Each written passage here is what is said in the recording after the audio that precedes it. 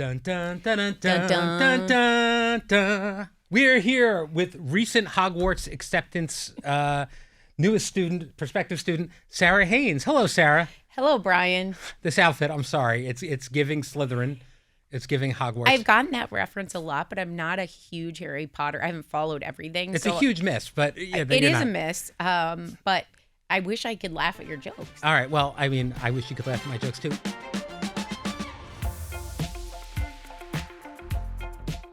Now, you've never read the Harry Potter books. No, I have. I read the first book years ago before kids and everything, and I've tried to start it with Alec, and he just isn't that into it yet. Okay, he'll get there. I mean, Yeah. you are definitely giving Slytherin, although I don't think you would be a Slytherin. No, I think you'd be a Hufflepuff. That's what I've been told. Yes, I think that's right, because they believe in fairness and That tracks. goodness, and they're very There are straightforward. 4 schools. There are 4 schools. Okay. Yeah, there's Gryffindor, which is for the brave. Hufflepuff, which Dumbledore. No, not Dumbledore.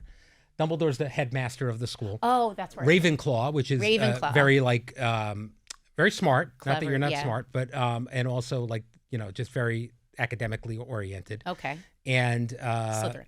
And Slytherin, which is more about ambitious and powerful And Machiavellian. yeah. I mean, I think I'd be a Slytherin. I don't want to be. I wish I were a Gryffindor, but I think in fact I would be I think you might a be Slytherin. Yeah, maybe. And I know that one. Yeah. All right. Well, there you go. There you go. Listen, there have been very impressive people that came out of Slytherin. All right. Let's start with some politics. You were one of the few people at the table this morning that thought that Senator Minority Leader Chuck Schumer's vote for the Republican spending bill was the right move. Are you surprised by the backlash it's getting? No, it's very predictable. I think I come from the school of resistance that believes things are happening as they're going to. Mm-hmm. You know, the Trump administration is, I wouldn't say unraveling, but there's been pushback. A lot of Republicans can't do town halls with their constituents because of the yelling and screaming. You've got, 24 court cases against Elon Musk and Doge. You're watching all of this play out, and I don't think Senator Schumer, had a good option, but I can tell you what a bad option is: a government shutdown. Nobody in the history of this country ever looked good shutting down the government. It hurts people. And by the way, it distracts from what Donald Trump and Doge and all the other things they're doing right now. And it puts a big old target on the Democrats' back. And they're infighting as a result of this. Like Hakeem Jeffries kind of shading, Schumer, and then AOC shade. It's all a bad look. And it's because they are not coalescing around a common leader, because there's no clear leader of the party. Right. And so it just ends up being a mess. Yeah, it creates a schism. Yeah. It's a schism. But most people that are being honest with themselves recognize this was the only option for Senator Schumer. And if you read a lot of the op-eds and everything, every academic and writer is like, this is what he had to do. So it's not actually on its face controversial unless you want to appear as someone who believes your resistance is making any movement. It's fantasy. Yeah. I mean, I'm excited to have Senator Schumer on tomorrow. Yeah. Good timing. And he's going to have to face some tough questions here at the table, I think, which is good. It's good to have those questions asked and answered, and we'll see where things are. So he's here to promote his book. We'll do that too. But it's going to be a lot of really interesting television, I think. Yes. So tune in tomorrow, folks. I want to go back because you weren't on the show last week, on the Behind the Table show last week, but you were on for a second on a phone call because I called you to discuss during Joy's podcast. You tricked me. Well, I tricked you, and I'm sorry about that. But whether or not you would go to space, because Joy thought you would, and we called and checked, and it turns out yes, you would go on the Blue Origin flight. Okay, so the context for that is I don't think my husband would let me do that. Right. And he has been the voice of reason in regards to my responsibilities as a parent, because I deep down know that the risks I took before I had kids need to look different from the risks I take now that I have kids. Right. Just to be honest, though, Max is completely risk averse. He's a lawyer. Sure. So he's got that going, but he's probably right on this point. Did you ask him? I said once around when Michael Strahan went up, I think we were eating dinner with him or something, and he asked if I ever would. And my first reaction was, yeah, I think that would be really cool, because that's more in line with me. Right. But so many things I've done that are risky is not because I'm an adrenaline junkie. Like Anna Navarro likes to go swim with sharks. I'm not a willing participant in adrenaline activities, but it's almost like because I'm scared of it, it makes me think when an opportunity presents itself, it's more reason to say yes, just do it. Yeah. So one of the great things about working in television is there's really no experience that's off the table just by the nature of what we do. So it's not out of the question that this could be a possibility for you or for me even. I mean, it would be really fun to go up with you and like film it. I think that'd be really cool. It would be cool. Again, I really think my husband would never let it happen, but to be able to do that in a lifetime, to be able to say you did that, to have this experience that is so rare, few, especially regular people, not astronauts, ever have. I mean, if Katy Perry and Gayle King are doing it, I feel like, but I like that your instinct was to say yes. Your instinct is when given an opportunity to take it. And you've mentioned you skydove on the show. Yeah, I've gone skydiving. I've come down a building. What is it called when you rappel down the highest building in Jersey for Hoda Kotb when she was dealing with cancer. I have paraglided. I've bungee jumped a bunch. Now you've got undercover in Hogwarts. I've been in NASCARs and raced and all this before children. Yeah, well, I was pregnant with one of them when I did that NASCAR thing. That was probably not a good idea, but it was a choice. No one knew. Yeah. All right. Oh, well. Which is why I was allowed to. All right. This sort of relates, but beauty influencer Jaclyn Hill said in a recent social media video that she knows you're not supposed to live with regret, but she does. Yeah. Can you relate to this? Is there anything you look back on with regret, or are you a firm believer that everything happens for a reason? No, I fully believe you have choices in life and you're going to regret some of them. I always say my biggest regret is how much time I wasted thinking about my body. When you look at how much you judge a day based on what you consume or don't consume, whether it was a good day, that kind of wrestling with yourself and your kind of self-punishment with food and binge, all the different things that kept me way over my natural weight for probably years and years and years. The second I kind of learned and got past it was when my body just settled into its place. And I'm like, oh my God, the answer was right on the other side of that. But I look back and I gave away the blessing of a day, which every day is a gift, over and over again based on maybe eating something crappy at 10 in the morning and the rest of the day was a loss.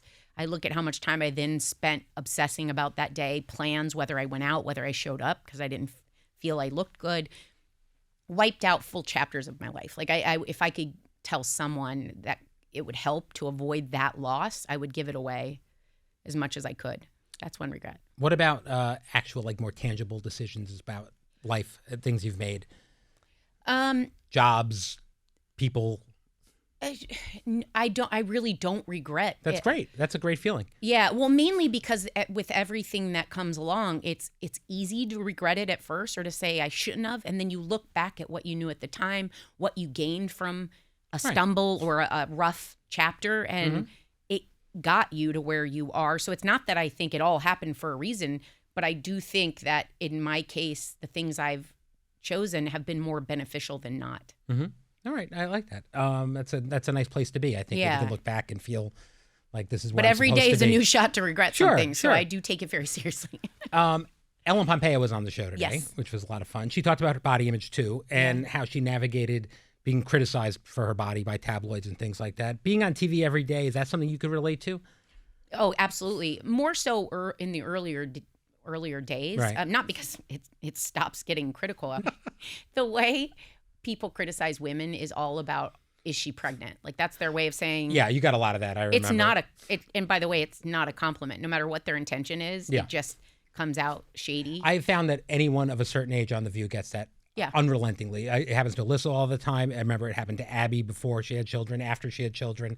It just is all the time. I just don't get, there's no part of me that walks around my days hoping that I guess right that someone's pregnant. Like it just doesn't do it for me. There's not 1 ounce of me that has that kind of time, care, obsession, distraction, you name it. But there are people, and they come in all shapes and forms, that walk around thinking they're getting a cookie or a trophy if they break the news. If they guess it. Yeah. And I'm kind of like, tell me more because I don't get you. I'm so oblivious. I mean, honestly, Abby Huntsman was showing with twins before I had any idea. And when she told me, I was still surprised. I mean, it's really, I'm the worst about it. I also I'm not the guy that notices engagement rings or I wedding noticed an rings on. engagement ring. Yeah, I miss everything. But I don't ask anyone, are you engaged? I wait for them to start crying and telling their stories, which are fun. But yeah, but that's also something you deal with. I know when you're not wearing your wedding ring, people notice it. And I also don't wear my health ring because the same thing happened on this hand. Oh.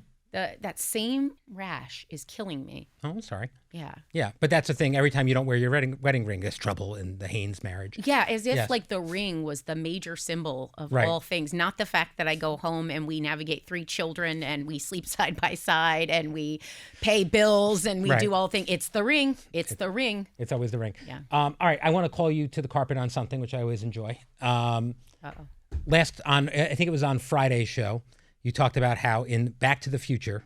Oh shoot! This drove me crazy. You said something. I know. I made a mistake. Because you're supposed to be pop culture girl. I get roughly close. It's a range. You at one point were in charge of pop news on GMA. I know. Okay. Look, they'll hire anyone. I mean, it's crazy. I was also a tech contributor on the Today Show. Yes, I remember. Yeah. And my brother's famous quote was, "Do they know that you once hit an alarm clock that you didn't know how to turn off in your couch?" Yes. And it went off every night at 2 a.m. That was while I held the title tech contributor. All right. But what was my point? All right. So you talked about Back to the Future and you said it, well, in 1983, first of all, everyone knows Back to the Future was in 1985. Yes. Everyone knows it. The whole plot of the movie is they go back to November 5th, 1955. I mean, that's a huge thing. Yep, I know. And then you said Biff was based on Donald that's Trump. Back to the Future 2. Back to the Future 2, which came out in 1989.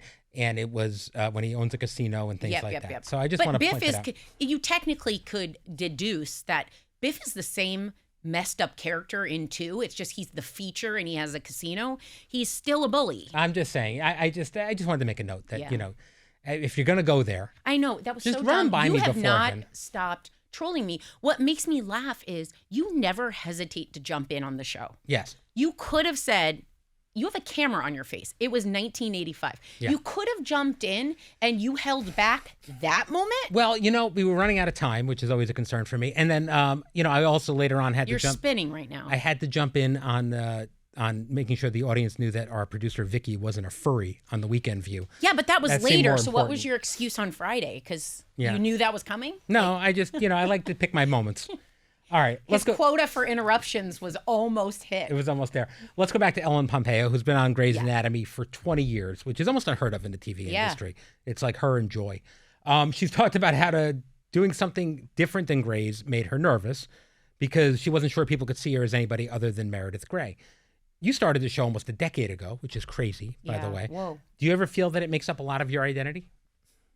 Well, I think in the best way. It's almost like the opposite of what she said. The View gave me the range because of how it was designed and how it flourishes is that we go from politics at the top to furries at the back. Like, we've got all the things. But what I mean is like, that is me. And what always blew my mind is I was always in pop news and lifestyle. And there were times where even people that knew me well, like a Dan Harris, who I worked with, who I revered and thought was amazing. I remember a couple of times I did serious stories and then filled in once anchoring. And he was like, you did a good job. And I remember thinking, oh my God, if people that know me don't even realize I can do that, it just almost further recognizes that internal voice of maybe I am only one thing. And the View gave me the range, and it's what I missed when I left, was typically the jobs you get are a little more one box, one note. You don't often get a range of your opportunities. Kind of like a lot of actors. You'll see them in serious roles or as Meredith Grey where they become the part, and then no one wants to see them over here. The View gave me the chance to be in all the places at once. And people say... You really don't have a choice on this show. You don't. Yeah, you can't survive here if you're not a multifaceted person. No, and so this was a job where the very title of being a host, co-host on The View is you can do a lot of different things, or you better be able to, because you won't last long otherwise. Speaking of The View, there's this emergency contact trend that's going around right now. It's all over social media. Who would you be your emergency contact out of your fellow View co-hosts? Okay, so Whoopi, because she will be at home. Like, meaning she'll be available. Like, she's not going to be partying in Miami. She's going to be at home. Joy would either purposely screen or pick up the phone yelling at me. Yeah. So I just don't feel it's comforting in a moment of crisis. Understood. So I'm going with Whoopi and then Alyssa, because Alyssa is responsible. You might need a lawyer. I'm just throwing it out there. But between Anna and Sunny, I can't decide who parties more. Yeah, that's Those true. Those girls are not going to be... They might be not in a position to help you. It's literally like my OBGYN when I had Alec. He got called. She's in labor. And he said, I'm in Miami drunk. Yeah. I was like, don't come back. We're fine. We'll get someone sober to do this. You know, like that's going to be Sunny and Anna. Yeah. Although like Sunny... The legal hat doesn't work as well when you're literally like probably doing the splits at a party somewhere. Now, like Anna usually has access she's usually around someone that has a private plane you can get in a pinch, which is nice to have, depending on the emergency. Yeah, I feel but like, do you think my name's going to blow up her phone? She's going to be like, definitely taking this call. I think she would. I her think she phone would. is like... She's got a good phone. Eva Longoria, Gloria Lin-Manuel Estefan. Miranda. Yeah. But these people she has access George to Lopez. could help you. Yes. My phone, my number Listen, does not if jump the to the rhythm- front of the line. If the rhythm is going to get you, I you already need voted Anna Navarro against- to call Gloria Estefan and help you. I voted against Cha Cha in a bad decision that left me with Sunny Hostin And she's gloating waiting all for over her. her. Yeah, she's waiting I'm for deaf her revenge. to Anna. Like Yeah. she would, yes. No, Whoopi's the one who's most likely to come through in a pinch. No, I'm not going to lie. Whoopi on Yeah. so many levels would be there for me, but she definitely at home and she will pick up. Fair enough. Fair enough. All right, one more pop culture topic. We talked about Love is Blind last week, where two of the women dumped their fiancés because of the men's lack of passion when it came to political issues. Now, I heard that you quizzed Max very early in your relationship. The two of you debate hot topics more than the people at The View do. It's bizarre to me It is that this is bizarre. how you spend your spare time. Yeah. But I get it. Well, and Max is like, now I can say this, 10 years into marriage, 12 years into being with him, he has a special life skill of being able to talk about almost anything, no matter how emotional, no matter how personal, with the same methodical, deliberate nature. It's for him, it's being a lawyer. It's the opposite of you. Yes. And that leads me to my conversation I was having. So we're walking down the street and it kind of hit me as we weren't engaged yet. I think we were living together at the time. And I thought, this man doesn't get worked up about anything. So he clearly has no passion. That was how I got to there. So I asked him, what are you passionate about? Like, what's your cause? And I could rattle off 1,000 things, from not only animals and dogs, but chihuahuas specifically, Yes. the ocean, sick kids, people that don't have money, like you name it. And I had so many, and Max is like kind of freezing up and he's like, I don't quite know what you're doing. What I didn't realize is I was kind of looking for the same emotional output I had, and Max was never going to give me that. So I had jumped to, then he must not have it. What I didn't realize is it would present itself differently. The energy of what is your passion was what shuts him down. Right. And he was literally looked fetal and kind of shaky as I attacked him. But come to find out in time, there was a lot of passion in there, but it just didn't look the way I thought it would. Right. Fetal and shaky. Fetal and shaky in the corner. And then a little bit later, you got engaged. We got engaged out of that. Well, it's a complimentary relationship, and it works that way. Yeah, he's like the Zen Buddha over there. Yeah. And what I don't get is, because I've been out to dinner with you guys, you enjoy doing hot topics all the time. Okay, so full disclosure, I get paid to do hot topics. I don't really need to do it for fun. I like to read a book. Yeah. I love to play volleyball and But Max basketball. seems to enjoy it. yoga. He loves the art of conversation. The disagreement, the debate, the pushback, it's what drove him to be a lawyer. Right, it makes sense. He wants to have the conversation, not for the spirit of the conversation, but for the art and layout of the conversation, making a point, countering, and he never loses his mind. He never gets worked up. Right. So we'll end on some of these issues, and I'm like practically crying. He's like, you can't handle this conversation. I'm like, most people can't handle this conversation because it gets so personal. It's a for gift. me. I love Yeah. it. It's good. All right, well, I'm glad you found each other. All right, that's all the time we have for today. Thank you for joining me today, Sara Haines. Tomorrow, I'll be back with Joy. Joy. Always fun. And I'll see you in Defense Against the Dark Arts. Good night, everybody.